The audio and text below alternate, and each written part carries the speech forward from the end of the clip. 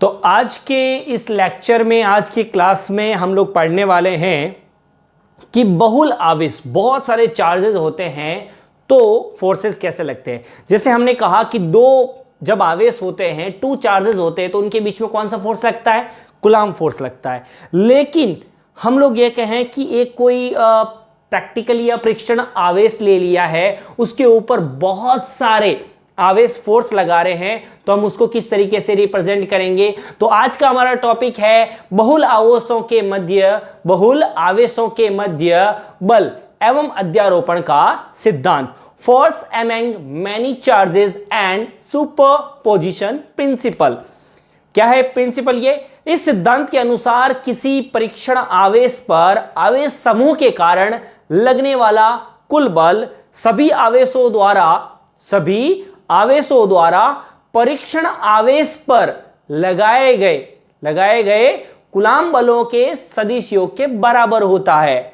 In English, the total force on a given point charge due to any number of point charges is the vector sum of individual forces exerted on the given point charge by all other point charges। मतलब क्या हुआ? इसका मतलब यह है कि कोई भी फोर्स जो टोटल लगेगा, वो फोर्स हर एक के लिए अलग अलग लगाए गए जितने भी फोर्सेस हैं, उन सब का समेशन होगा। उन सब का क्या होगा? समेशन। उसका मैथमेटिकल रिप्रेजेंटेशन, जो इसका स्टेटमेंट मैंने अभी बोला है, उसका मैथमेटिकल रिप्रेजेंटेशन ये रहा। तो अभी निकाल के बताते हैं आपको किस तरीके से ये फोर्स निकलता है। हमने कहा कि मान लो कोई एक 3D है, ये x, y, z, जिसके अंदर कोई चार्ज पड़ा है। कौन कौन से चार्ज पड़े? ये आपका Q1 पड़ा है, और यहां पर मूल जो आपकी जगह है, ओरिजिन पॉइंट है, यहां से स्थिति सदिश पोजीशन वेक्टर R1 है। यहां से मान लेते हैं ये कितना है? R2 वेक्टर है। ये यहां पर मान लो Q1 है, ये Q2 रहा, ये Q3 रहा, जो कितना है? Rn vector. और ये यहां पर मान लो आपका क्या आ गया? Qn। मैं बहुत सारे नहीं ले रहा हूं, 2-3 लेके हम काम कर सकते हैं। और मान लिया यहां पर लेट किया, कंसीडर किया, यहां पे कोई पॉइंट चार्ज पड़ा है, वो है Q0। तो Q0 के ऊपर आपके फोर्स, Q1 और Q0 के ऊपर फोर्स लगेगा। Q1 Q0 पे लगाएगा फोर्स, तो इस तरीके से फोर्स की डायरेक्शन ये हो जाएगी। और यहाँ F 0 पे लग रहा है 1 की वजह से, तो F0 1 हो जाएगा। यहाँ 2 की वजह से होगा, तो यहाँ पे हो गया F0 2 वेक्टर। 3 की वजह से होगा, तो ये आ गया आपका F0 3 वेक्टर। और Qn की वजह से हुआ, तो ये आ गया आपका F0n वेक्टर। ये क्या है? Q0 है, ये चार्ज है, परीक्षण आवेश अपना यही है।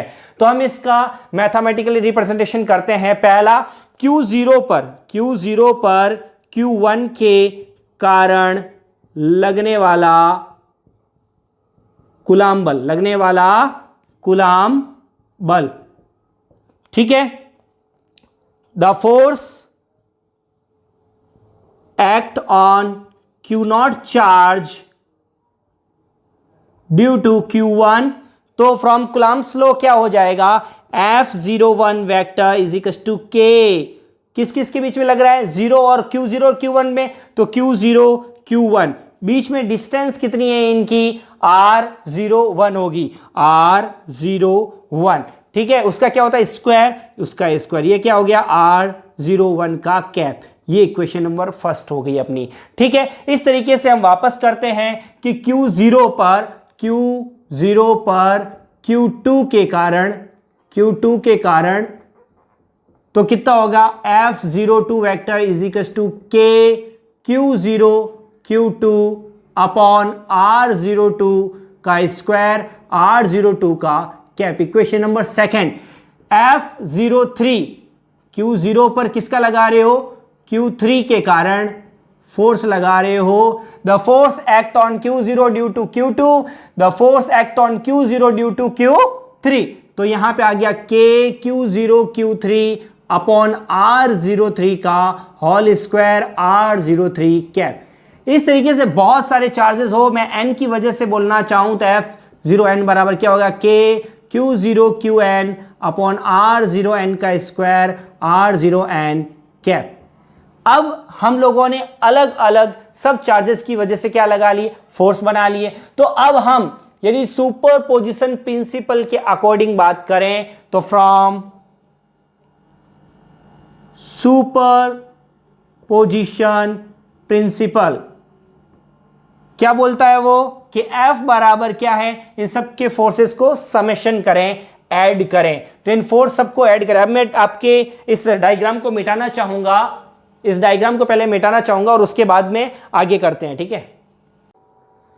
तो बोर्ड पर जगह कम होने की वजह से मैंने डायग्राम को रफ कर लिया है, हटा दिया है और सुटेबल एक तरफ वापस वही लिखा है जो अभी अपन ने डिराइव किया है। F01, F02, F03 और F0n सब निकाल लिया हमने। अब हम इक्वेशन नंबर फर्स्ट जो है सुपरपोजिशन प्रिंसिपल की जो इक्वेशन थी उसके अंदर सब्स्टिट्यूट करते हैं वैल्यू। तो वहां पे क्या था, F वेक्टर बराबर F01। F01 क्या है, F01 क्या है, K Q0Q1 अपॉन R01 का स्क्वायर R01 कैप। इस तरीके से 2 के लिए क्या होगा, 2 R02 स्क्वायर R02 कैप।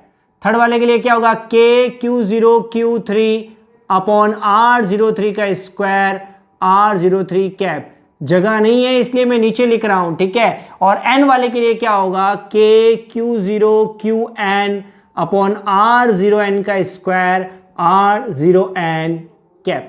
समझ में आ गई, सबकी वैल्यू हमने सुपरपोजिशन प्रिंसिपल के अंदर रख ली है। अब यहां पर देखिए कॉमन क्या आ रहा है, K Q0 कॉमन है, बाकी सबके अंदर Q1 R01 का स्क्वायर R01 कैप चेंज है, Q2 upon R02 square R02 cap अलग है, Q3 upon R03 square R03 cap, और हमारे पास में बचा था QN R0n square R0n cap, ठीक है।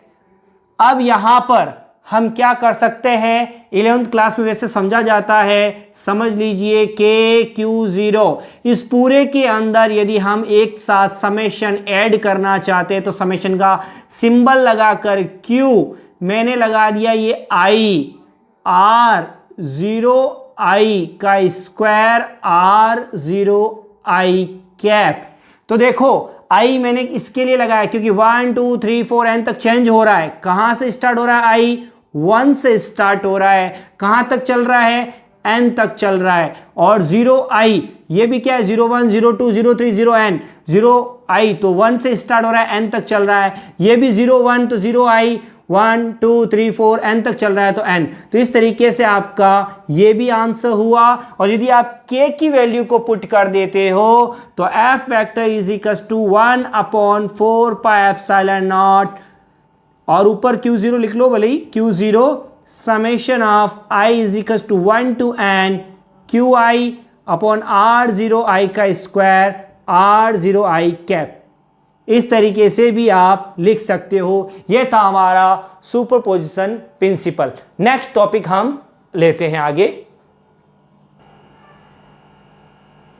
तो नेक्स्ट जो है हमारा वो है टॉपिक विद्युत क्षेत्र, इलेक्ट्रिक फील्ड। इलेक्ट्रिक फील्ड या विद्युत क्षेत्र होता क्या है? इलेक्ट्रिक फील्ड या विद्युत क्षेत्र वो होता है कि कोई मान लो एक आवेश है, कोई आवेश है Q0 समझ लो या Q ले लो, यह आवेश है, उस आवेश के चारों ओर का एक फील्ड है, एक क्षेत्र है जहां पर उसका प्रभाव रहता है। इसके चारों ओर कुछ एक क्षेत्र होगा, एक फील्ड होगा जिसके चारों ओर तक इसका क्या रहेगा, एक प्रभाव रहेगा, इफेक्ट रहेगा। उस इफेक्ट के अंदर, उस क्षेत्र के अंदर, उस एरिया के अंदर यदि कोई, उस फील्ड के अंदर कोई दूसरा चार्ज एंटर करता है तो नेचर के अकॉर्डिंग वो दूसरे चार्ज के साथ या तो अट्रैक्शन या रिपल्सन, या तो आकर्षण या फिर प्रतिकर्षण का एक बल लगाएगा। तो वो बल का अनुभव जो होगा, और इस क्षेत्र के अंदर ये घटना हो रही है, इसलिए इस क्षेत्र को, इस फील्ड को इलेक्ट्रिक फील्ड कहते हैं, इसे विद्युत क्षेत्र कहते हैं। ठीक है, तो हिंदी मीडियम वाले यदि डेफिनेशन लिखना चाहते हैं तो किसी आवेश के चारों ओर का वह क्षेत्र जहां तक वो अपना प्रभाव रखता है या उस क्षेत्र में किसी अन्य आवेश को लाने पर उसके ऊपर एक बल लगता है, आकर्षण या प्रतिकर्षण ब्रैकेट में लिख देना, उसे विद्युत क्षेत्र कहते हैं। और इंग्लिश मीडियम वाले आराम से सामने लिखा हुआ है। और सबसे पहले ये कॉन्सेप्ट जो था, जो अपना कॉन्सेप्ट है इसका या इसका विचार जो है वो माइकल फैराडे ने दिया। माइकल फैराडे, ठीक है, किसने दिया था? माइकल फैराडे ने, FARADAY, माइकल फैराडे। इन्होंने, फैराडे ने सबसे पहले इसका कॉन्सेप्ट दिया था। अब हम बात करते हैं कि किसी विद्युत क्षेत्र में किसी इलेक्ट्रिक फील्ड के अंदर, मान लो ये इलेक्ट्रिक फील्ड है, E के अंदर कोई चार्ज Q0 पड़ा है। यदि किसी विद्युत क्षेत्र के अंदर कोई Q आवेश पड़ा है तो उसके ऊपर बल लगेगा, विद्युत बल लगेगा, या इसके ऊपर जो फोर्स लगता है वो क्या होगा? तो उस फोर्स के लिए होता है F बराबर QE। यहां पे Q0 लेते हैं तो Q0E लिख सकते हैं। वेक्टर फॉर्म में देखें तो F वेक्टर बराबर Q0E वेक्टर। एक्चुअल में E वेक्टर को इलेक्ट्रिक फील्ड भी कहते हैं, विद्युत क्षेत्र भी कहते हैं, और इसको विद्युत क्षेत्र की तीव्रता, intensity of the electric field भी कहते हैं। एक नई चीज, एक और बात कि विद्युत क्षेत्र उत्पन्न होने के कारण क्या है, कॉजेंस क्या है कि इलेक्ट्रिक फील्ड प्रोड्यूस हो, तो उसके 3 कारण हैं। आवेश के कारण, ड्यू टू चार्ज, आवेश समूह के कारण, due to system of charge, और तीसरा है धारा प्रवाह के कारण, फ्लाइंग ऑफ करंट की वजह से भी इलेक्ट्रिक फील्ड प्रोड्यूस होता है। नेक्स्ट टॉपिक पढ़ते हैं, विद्युत क्षेत्र की तीव्रता। अभी का टॉपिक है विद्युत क्षेत्र की तीव्रता, इलेक्ट्रिक फील्ड इंटेंसिटी। हिंदी में बोलते हैं इसको कि कोई भी विद्युत क्षेत्र में स्थित किसी एकांक धनावेश पर लगने वाले बल को ही विद्युत क्षेत्र की क्या कहते हैं? तीव्रता कहते हैं। The intensity of electric field on any point in electric field is equal to the force on unit positive charge या unit positive test charge at that point। कैसे? कि हमने पढ़ा E बराबर F अपॉन Q0। यदि यहां पर Q0 जो है हमारा टेस्ट चार्ज जो है वो क्या हो जाए? एकांक धनावेश 1 कूलम हो जाए, तो हम क्या लिखेंगे? E वेक्टर बराबर F वेक्टर अपॉन 1। तो 1 तो ऊपर क्या हो गया? E वेक्टर बराबर F वेक्टर। तो ये लगने वाला जो बल ही है उसी हम विद्युत क्षेत्र की तीव्रता E कहते हैं। ठीक है, नेक्स्ट इसकी बात है कि ये कौन सी क्वांटिटी है? सदिश राशि है, ये वेक्टर क्वांटिटी है। थर्ड पॉइंट कि इस फील्ड के अंदर या विद्युत क्षेत्र की तीव्रता के अंदर हम देखेंगे कि जब धनावेश या ऋणावेश, पॉजिटिव और नेगेटिव चार्ज की वजह से इनकी डायरेक्शन जो होती है वो अलग अलग होती है। पॉजिटिव मतलब हमारे पास कुछ है तो हम कहाँ जाएंगे? बाहर की तरफ। पैसा खर्च करके कहाँ जाएंगे? बाहर की तरफ। तो इसकी डायरेक्शन जो होती है वो कहाँ होगी? बाहर की तरफ होगी। और नेगेटिव में कहाँ होगी? अंदर की तरफ। भाई नेगेटिव, पैसा खर्च हो गया है, दिवालिया हो रहे हो, ऋणावेश आ गया है, कहाँ जाओगे? घर में, अंदर चले जाओ। डायरेक्शन कहाँ होगी? अंदर की तरफ होगी। अच्छा, इसका मात्रक निकालना है, यूनिट निकालना है। यूनिट क्या होगा? हमने पढ़ा E वेक्टर बराबर F vector upon Q0, right. तो यहां पर क्या हो गया? F हो गया न्यूटन, Q क्या होता है? चार्ज कूलम, तो न्यूटन अपॉन कूलम, या बोल सकते हैं न्यूटन पर कूलम। ये हो गया इसका यूनिट। डायमेंशंस फॉर्मूला, V में सूत्र की बात हुई तो न्यूटन की क्या होती है? M1 L1 T-2, और यहां पे कूलम की क्या होती है? T1 A1। जब ये ऊपर की तरफ जाएगा तो ऊपर हो जाएगा M1 L1 T -2 है, और ये अंदर जाएगा तो -3, और ये का क्या हो गया? -1। ये इसका आ गया डायमेंशंस फॉर्मूला, विमीय सूत्र। इस तरीके से हमारा टॉपिक अभी हुआ विद्युत क्षेत्र की तीव्रता। नेक्स्ट टॉपिक लेते हैं।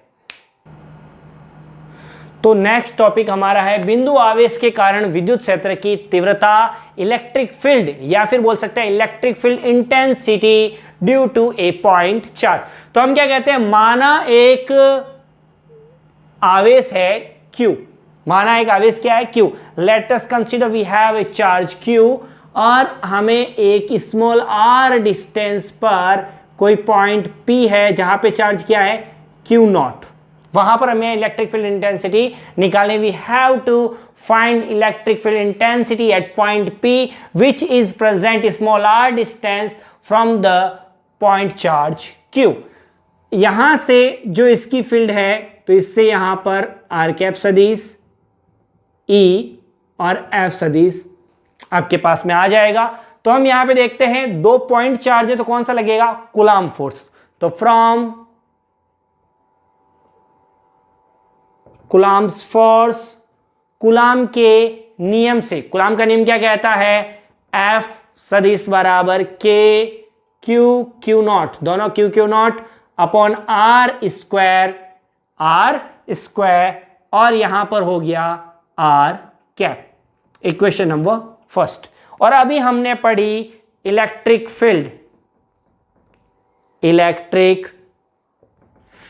या इलेक्ट्रिक फील्ड इंटेंसिटी की डेफिनेशन से, है ना, विद्युत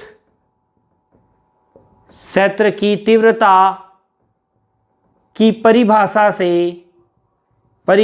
से from the definition of electric field क्या था, E वेक्टर बराबर F vector upon Q not, equation number second. तो ये F जो ये फोर्स की बात कर रहा है, फोर्स यहां पर है, तो ये फोर्स कहां आ जाएगा, यहां से यहां पर आ जाएगा, E बराबर F अपॉन Q नॉट। तो यहां पे E वेक्टर बराबर 1 upon Q not, F vector की वैल्यू यहां पे आ गई Q not upon R square R cap. Q not से Q नॉट कैंसिल आउट हो गया, तो हमारे पास में आया E वेक्टर बराबर क्या आया, Q अपॉन क्या हो गया, R स्क्वायर R कैप।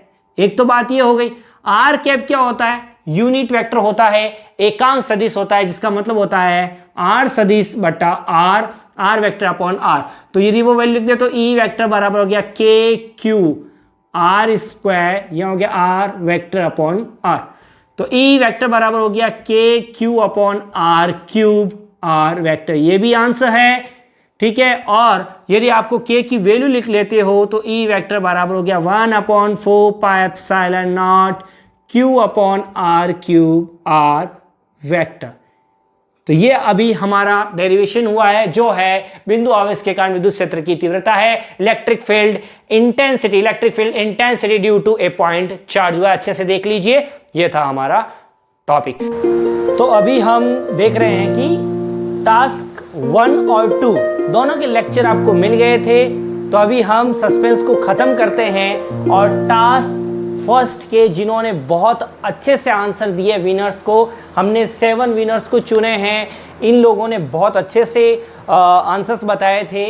पूजा हलानी सबसे ज़्यादा क्वेश्चंस का आंसर दिए इन्होंने, सुरेश कुमार, मनीषा, वंदना, राजश्री, महक प्रजापत और किरण भाटिया, बहुत खूब, ऑल द बेस्ट। और ऐसे ही बहुत सारे क्वेश्चंस का आंसर देते रहिए ताकि पता चलता रहे कि आप कितना कर पा रहे हो। बहुत बढ़िया, जोरदार। और टास्क सेकंड का जो था उसके अभी मैं आंसर्स बता रहा हूँ, नेक्स्ट वीडियो के अंदर उनमें विनर्स के नाम आने वाले हैं, ठीक है। तो टास्क सेकंड के आप 1 2 3 4 5 6 एंड 7 सारे के सारे क्वेश्चंस के आंसर देख सकते हैं, इनके उत्तर देख सकते हैं कि ये इनके आंसर्स हैं। आप आराम से इसको देखिए और विनर्स बहुत बढ़िया। और आप लोग यदि चाहते हो कि आपका नाम भी आए तो इन क्वेश्चंस का आंसर देते रहिए। मैं बार बार बोलता हूँ, कमेंट बॉक्स में नाम लिखते रहिए, हर विनर्स का हमारे वीडियो के अंदर नाम आता रहेगा। बहुत खूब, जोरदार, ऑल द बेस्ट।